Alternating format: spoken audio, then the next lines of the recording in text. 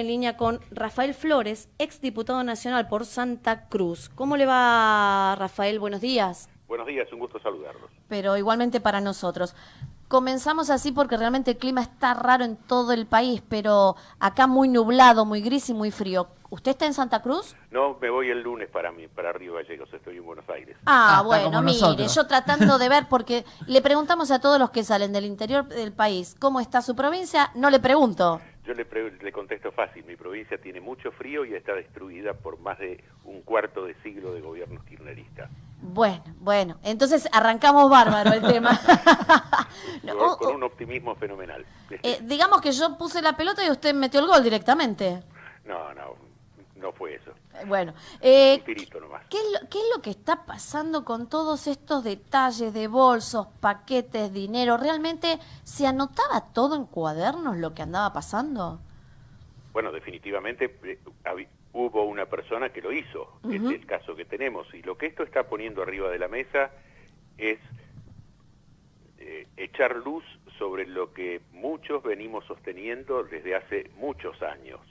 Y es que Néstor Kirchner organizó desde el día que llegó a la presidencia de la República en el 2003 un sistema, una estructura de apropiación de fondos públicos donde cada pieza en esa estructura era verdaderamente un sistema orgánico, un sistema vertical porque tenía diferentes jerarquías y centralizado porque lo comandaba una sola persona, que era Néstor Kirchner, y cuyo objetivo era robarnos a los argentinos la plata del Estado, la plata que es de todos. Dicho así brutalmente. ¿Por qué esta necesidad de Kirchner era un hombre que anotaba todo? Si lo de los cuadernos no es que se le ocurrió a Centeno. Kirchner era un hombre que anotaba todo en cuadernos. Eso lo hacía por alguna manía, porque los cuadernos de Kirchner uno no los conoce, pero si bajó esa forma de anotar todo, uno que anota, como pasó con Centeno, los cuadernos ahora terminan perjudicando a Kirchner y a su familia. Sí, la realidad es que Kirchner era un obsesivo por el control de las cosas, especialmente todo lo que se refiriera a dinero era un asunto en el que fijaba su atención mucho más que cualquier persona de las comunes, digamos. Sí.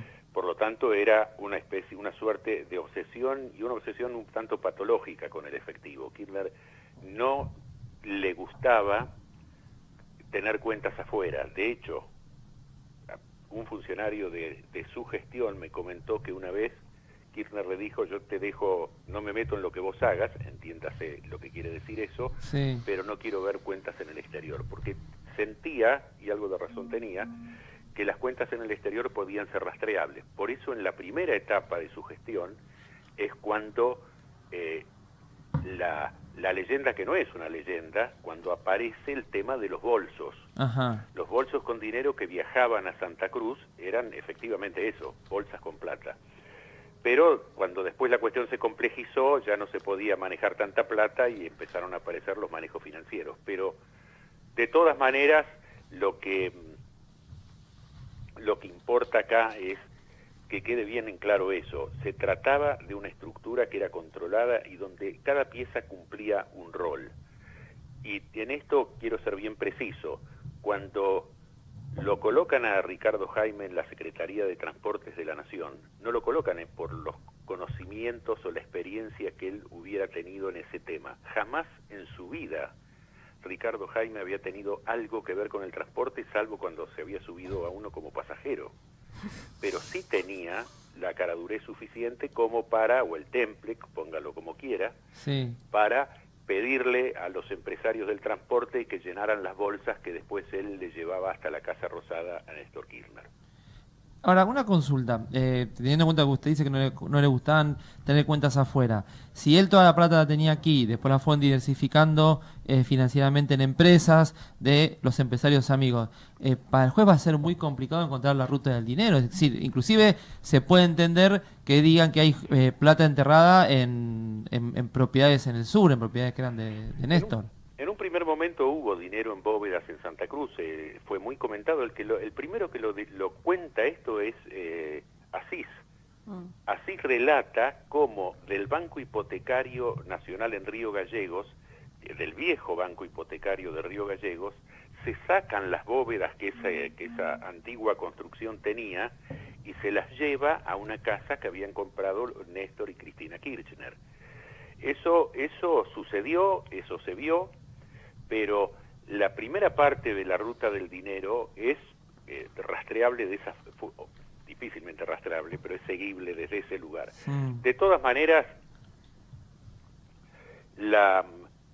yo creo que ya a esta altura del debate los elementos de prueba que se están colocando arriba de la mesa con esta historia de los cuadernos y su corroboración por parte de la justicia, porque poco importa si el cuaderno es el original o es una fotocopia, lo que importa es que lo que allí se dice pueda ser cotejado con datos de la realidad, y eso es lo que ha hecho que el juez Bonadío y el fiscal Stornelli estén en el estado en que están en la investigación de detener a personas y que haya personas ya que están dispuestas a declarar, que me parece que es un dato central ese también, ¿no? Ahora, Flores, pedir un allanamiento a la casa de Cristina, realmente a esta altura yo no creo que encuentren nada en la casa de Cristina allanándola cuando ya está esperando que esto ocurra.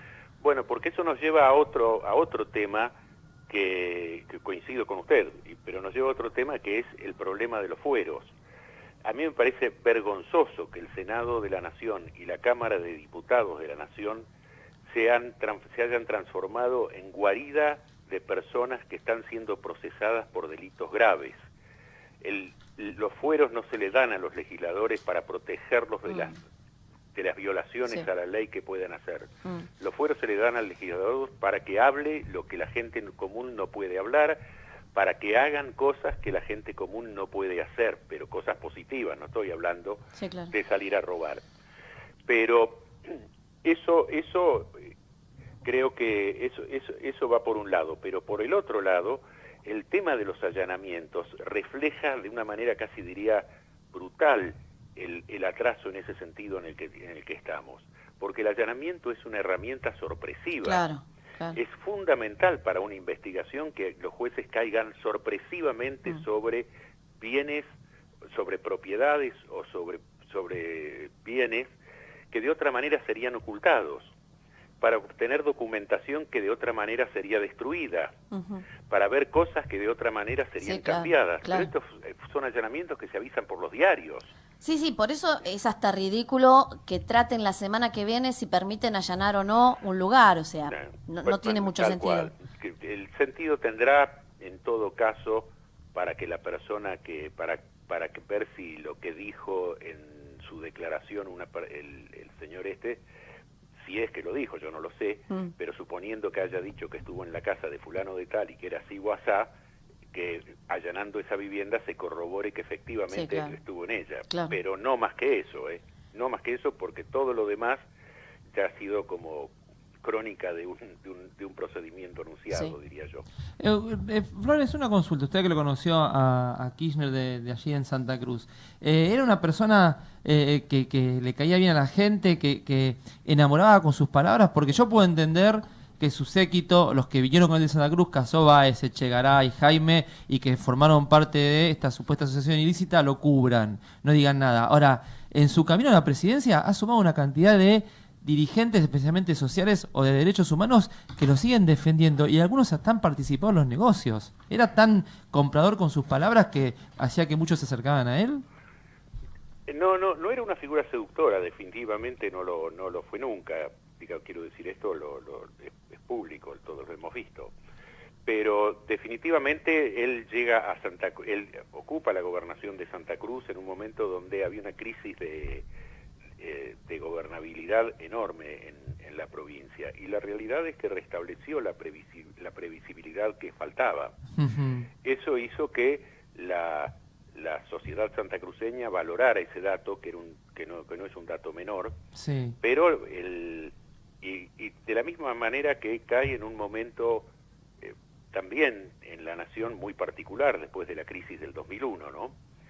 Y digamos, Kirchner tenía claro el manejo del sentido de la autoridad, y creo que eso lo hacía bastante bien, y generó también en la sociedad argentina, en un momento muy especial, una imagen de fortaleza que hacía falta, ¿no? En ese momento. Pero además le tocó un momento único, porque la realidad nos dice que en el 2003 se empieza a recoger lo que en su momento habían hecho quienes nos sacaron de la crisis del 2001, es decir, Duhalde y Labaña. Claro. Y la presencia de Labaña en el gobierno de Kirchner en los primeros años fue fundamental para que las cosas funcionaran bien.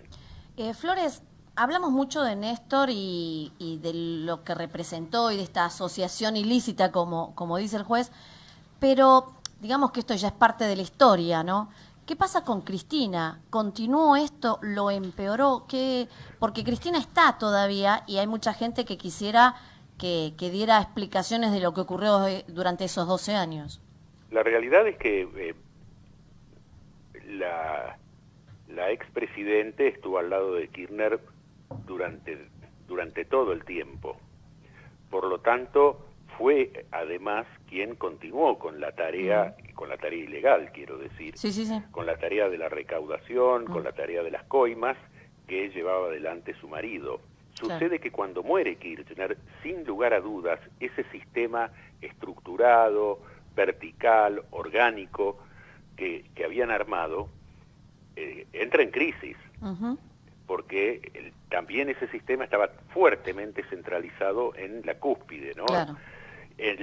A raíz de eso empieza a aparecer un fenómeno que les debe haber complicado bastante la vida y que surge de muchos relatos de estos últimos tiempos, que es el cuentapropismo, es decir, algunos que vieron la posibilidad de, bueno, antes le tenían que llevar todos los bolsos a Néstor, bueno, ahora a Cristina le podían llevar un bolso con menos, ¿no? Y algo más quedar en el camino. Claro.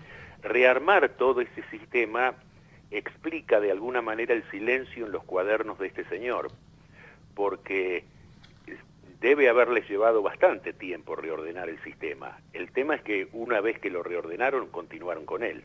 Claro. Ahora, esto es, uno dice solamente, bueno, esto es un robo, sí, seguramente, claro que es un robo, pero el tema sobre el que hay que detenerse también es de las consecuencias de eso. Porque yo sostengo que en mi provincia y en mi ciudad, en Río Gallegos, uno a la corrupción la toca.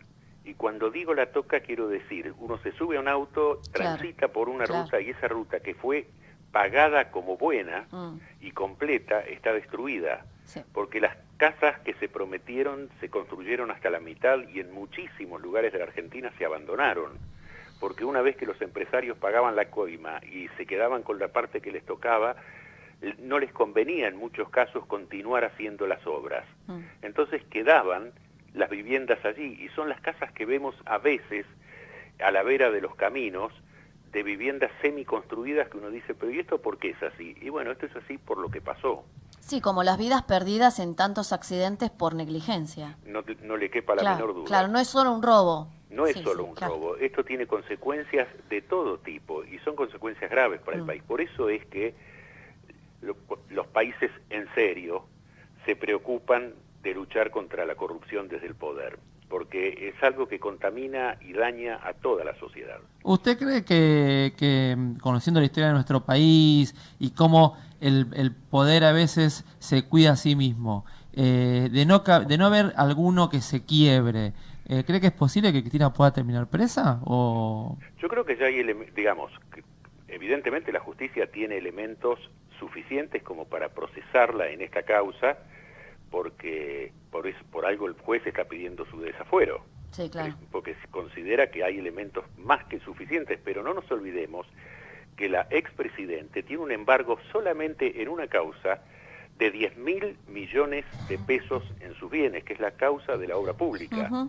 El juez Julián Ercolini la procesó, es decir, encuentra semiplena prueba de que puede ser responsable de delitos graves, y le embargó sus bienes en la suma de 10.000 millones de pesos. Estoy hablando únicamente de obra pública. No dejo de lado la del pacto con Irán y dejo de lado la de la cuestión cambiaria de su momento. Voy a las causas duras, digamos, ¿no? En Otesur y en la causa Los Sauces, dos causas gemelas de lavado de dinero, también está procesada con embargo sobre sus bienes. En uno de ellos por 1.300 millones de pesos.